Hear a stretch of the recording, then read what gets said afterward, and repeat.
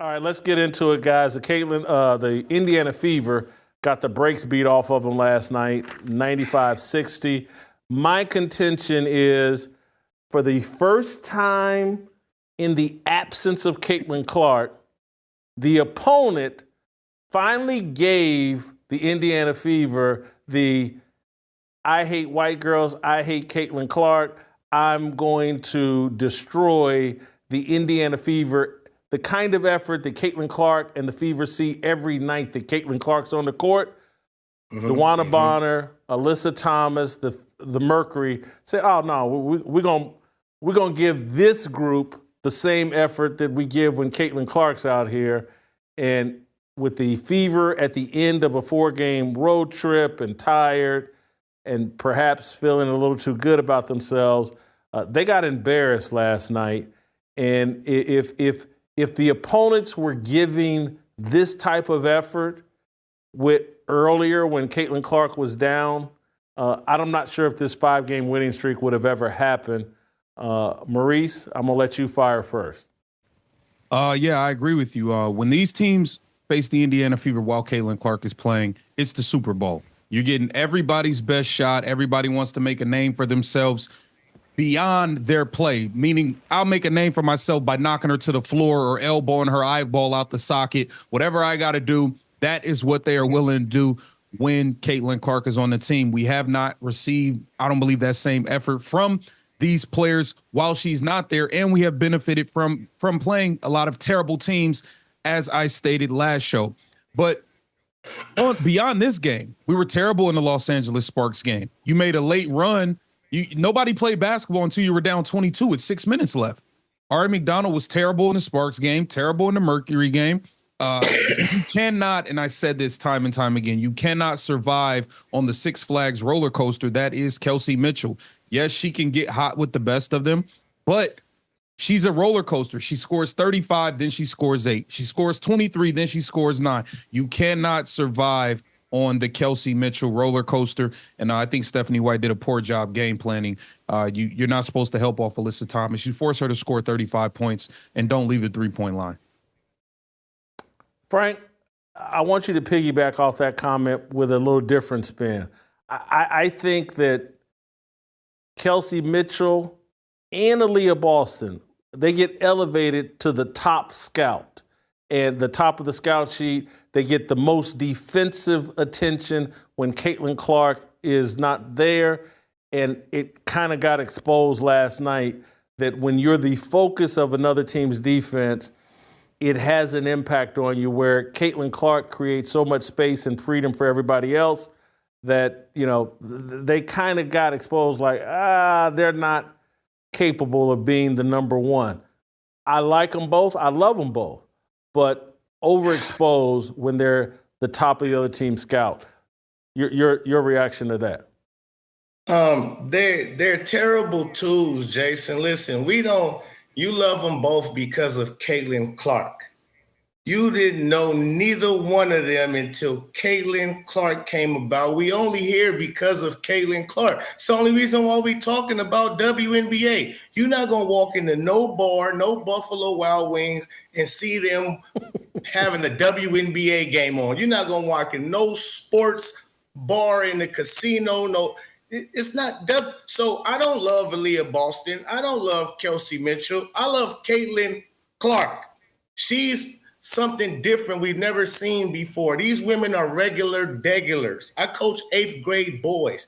They just as talented as the 8th grade boys. We wouldn't be sitting here having these discussions, okay? Women shouldn't even be playing basketball. It's a contact sport. I mean, what are we doing here, Jason?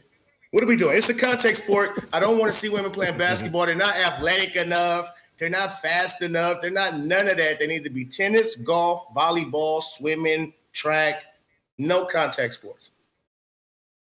Frank, I wasn't expecting you to be this frank. I'm not sure if I agree with you. Your channel is built around the WNBA. You're watching the WNBA, and I get Caitlin Clark is the driving force, but to sit here and argue they shouldn't be playing basketball, that there's no entertainment value out of it, I disagree with that. I'm disgusted by watching it without Caitlin Clark. It makes basketball have a bad stink to it. Do you understand? Like this is not basketball. I'll be wondering they be falling all over the floor, running into each other. Like it's almost unwatchable. They be arguing about foul calls where they clearly fouled the girl, like grabbed the girl, and what do you mean? Like I'm like, do y'all know the rules of the game? I'm confused. Like you, and then they do the replay. They quick to do this and guilty. You're guilty. I don't understand your argument, lady. Delusional. Frank, let me tell you where I agree with you. There's a small thing that I noticed at the end of quarters where I was like, man, this is their profession, and they have no idea. They don't have any concept of, hey, the clock is at 3, 2, 1, right before the end of the quarter or half. They're launching half-court, three-quarter shots with like 2.5 seconds left on the clock. And when you watch men play, they're always in the final second. They time it up because they have a clock. And I'm like, these girls play basketball for a living, and they don't have a clock in their head. I've seen them launch from half court with 3 seconds on the clock. And I'm like, they don't even know what they're doing. Anyway, I've seen it. So I agree with you there. Maurice, do you agree with Frank that, like, this is unwatchable without Caitlin Clark?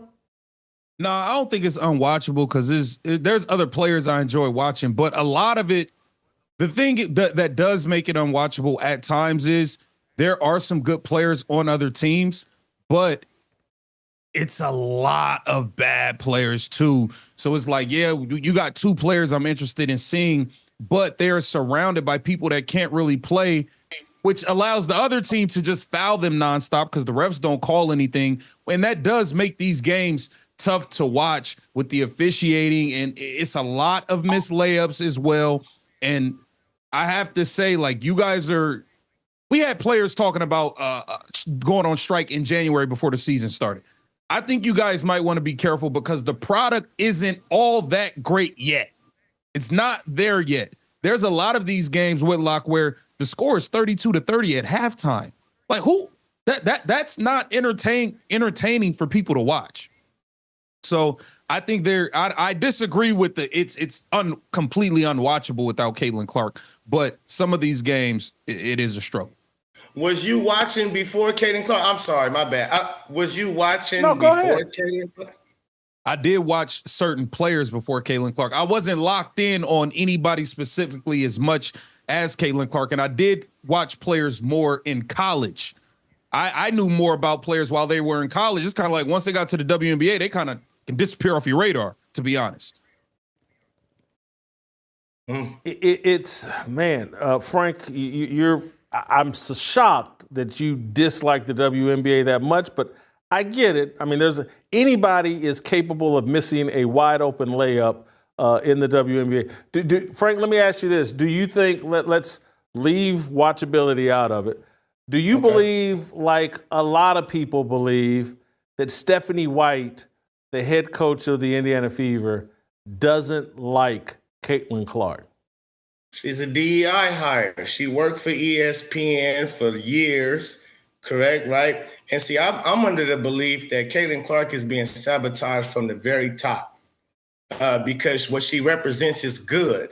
What the WNBA represents, this is becoming a race, not a race war, but a spiritual warfare here sooner than later. And when you have who runs the entertainment industry, we already understand what they want to lead you into playing with the devil in his playground, right? So Caitlin Clark represents everything they don't represent, and it seems to me like she won't budge on promoting any propaganda, any agendas. She won't do it. And so it doesn't fit well with what they promote and what they want. So they try to knock her at every turn. That's why the refs turn a blind eye, because they've been instructed to turn a blind eye. This isn't by coinky dink that we see her getting smacked around and grabbed and pulled on every possession almost. So I understand. Look, when you say she crying to the refs too much. I hate that myself. As a coach, I tell my kids, I say, listen, y'all don't say nothing to the refs. That's my job. That's my job.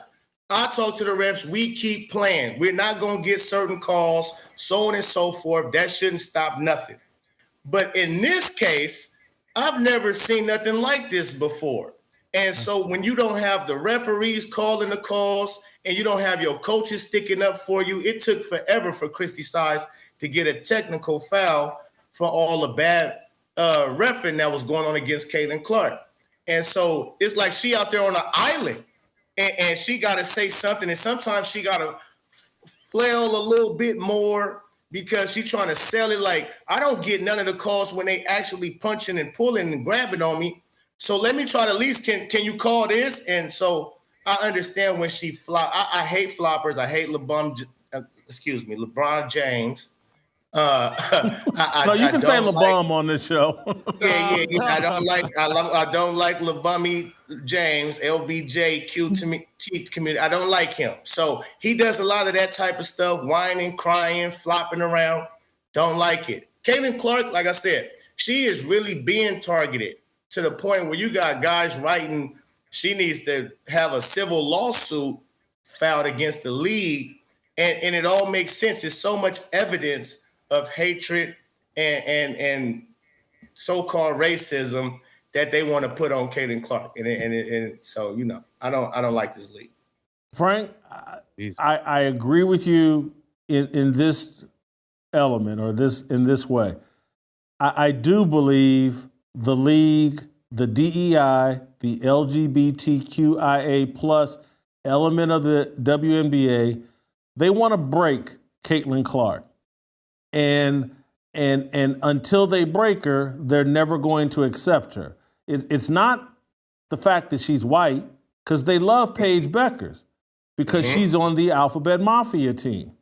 And I look at Indiana, and this is, Maurice, I'm going to come to you with this question, piggyback off Frank here.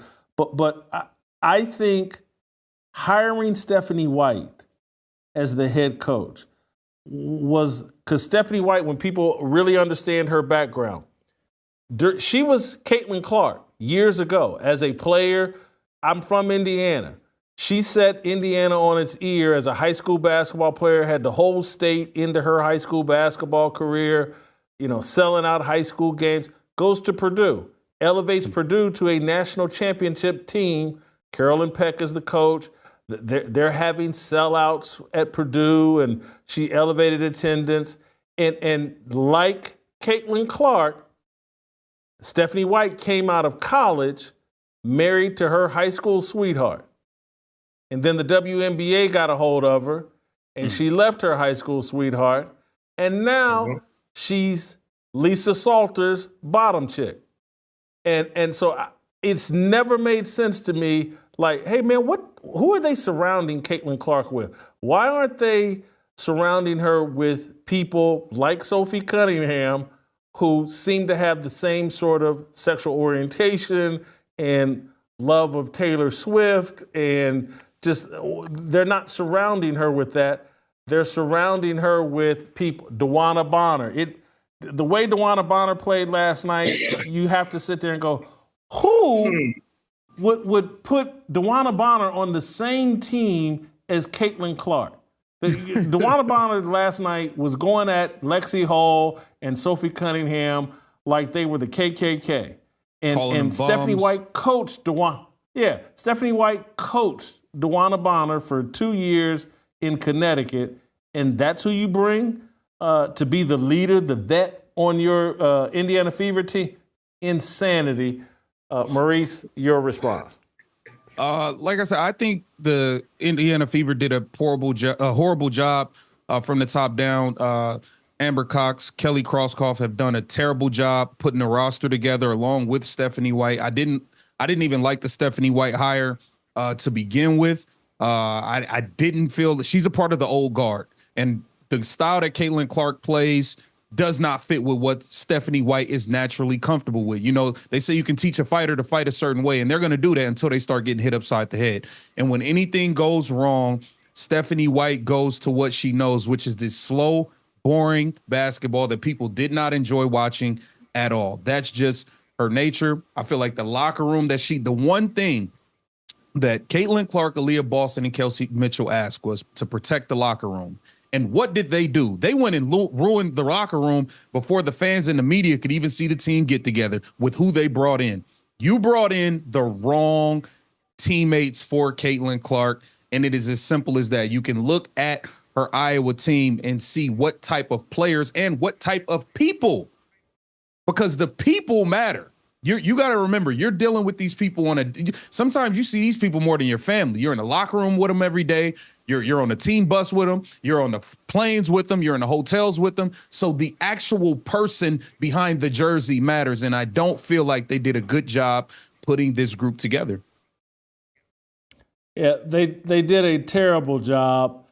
I will say, I think last night the group got humbled and needed to get humbled. And I noticed something. I don't know if this is how intensely I watch the game, because I love when they show the camera shots. I love to see who's sitting next to Caitlin Clark on the bench. And generally speaking, the black girls leave a chair between themselves and Caitlin Clark. Only people you'll see sitting next to Caitlin Clark injured, or even when she's healthy, generally speaking, is Lexi Hall and Sophie Cunningham. Everybody else leaves a chair like Caitlin Clark is spoiled milk. Last night, after they got embarrassed, I don't know if y'all saw late in the game, but Aaliyah Boston was hugged up gossiping with Caitlin Clark, because I think Aaliyah Boston figured out last night, like, oh boy, them easy buckets I was getting because of Caitlin Clark, boy, do I miss them. And so I go ahead, Maurice. Sorry about that. And you know who else has, obviously, Aaliyah Boston has suffered, I would say, the most because she got a lot of easy baskets. But I think it is a flat-out travesty what Stephanie White has done to Lexi Hall. Lexi Hall was a part of the core four to help things turn around last season. And, yeah, she shot terrible last night. She's been shooting terrible the last 5 games. But let's really think about it. Lexi Hall earned the right to be a part of the core of this team with how she played last season and with her opportunities in the beginning of the season. DeWanna Bonner comes here. Lexi Hall gets thrown to the back burner. DeWanna Bonner quits on the team, takes a max contract, and then leaves. We throw in Lexi Hall in a state of emergency because Sophie Cunningham's hurt. She plays great. We sign Ari McDonald. Lexi Hall gets thrown back to the bench. We take Ari McDonald out of the starting lineup, put Lexi Hall in. She plays great. Sophie Cunningham comes back. We put Sophie in the starting lineup and throw Lexi Hall to the back burner again. So I feel like Lexi Hall is a shot fighter out there. Her confidence is gone. It is a travesty what Stephanie White has done to Lexi Hall this season. Frank, I'll give you the final word, then I'm going to let you guys go. All right, yeah. Thank you, Jason, because I wanted to ask you, too. This is the weirdest thing. Back to Stephanie White. Oh, go ahead. Back to Stephanie White. Because you've been around for a long time. You've been a part of this game and doing your thing for a long time. And you know about coaches' contracts and players' contracts and so on and so forth. Now, Stephanie White was under contract for the Connecticut Sun for this year. She cried her way out. They let her out due to her saying she basically wasn't thinking about coaching again. And this is why I feel like she's a DEI hire, because where do they let you out of your contract and then a week later you sign with a rival team? Where do they do that at, Jason? Have you ever seen that done before? I'm just curious. Not only a rival team, but you get to quit your team, and then basically you get the best job in the WNBA. You get to go coach and play in front of 16,000, 17,000 people every night and develop, cultivate the biggest star in the history of the WNBA. Yeah, it makes no sense unless you had a plan of, hey, look, we got to get Caitlin Clark on board with the movement, with the message. This is a platform to promote the LGBTQ. This is a platform to promote the victimization of black women. This is a platform to promote feminism.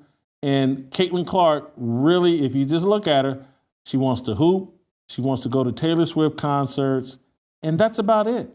And the rest of these girls, look at, and I'm extending this conversation. I think Angel Reese is laying down right now and not playing because she don't really love basketball. She loves what basketball can do for her. If Angel Reese could snap her fingers right now and be a 5'6" hot girl rather than a 6'3" basketball player, she'd snap her finger in an instant, start an OnlyFans, and be done with it. And I don't think she's playing basketball because she's 6'3" and now has this mysterious back injury that's keeping her out of games. But when she wanted to justify her all-star appearance, she went on a run the 10 games before the All-Star game when she figured. Remember when the first voting came out for the All-Star game and she was 13th? Yeah. She hit the panic button and said, I better go on an All-Star campaign, up my play, effort, blah, blah, blah. Once she made the All-Star team and enhanced her marketing, blah, blah, blah, now she's laying down as, I got a back injury, I can't play anymore. This league is a soap opera, and that's why we do, as the WNBA turns, it's fascinating. If either one of you got a final thought, go ahead and fire it off, and then we'll be done. Go ahead, Pope. Jason, I'm going to say to that Angel Reese, look up in the sky. It's a bird. It's a plane. Nah, that's Angel Reese dropping turds on the game, not working on her game, not deserving of the fame, missing wide open lays like she played with a broken wing. Maurice, can you top that or should we be done? I don't know if I can top that because I can't rap, but I will say the Chicago Sky and Angel Reese, they'll continue to be the gum on the bottom of the shoe of the league. They're not going to beat nobody. Thank you, gentlemen. Thank you. Awesome job. I can go into my weekend. I had some great WNBA talk. I need a cigarette right now. That was amazing. I'd have it. You can get it from Hadley, though. He's got some. Yeah. Don't miss a second of Fearless. Hit that like button and subscribe to keep up with our latest content.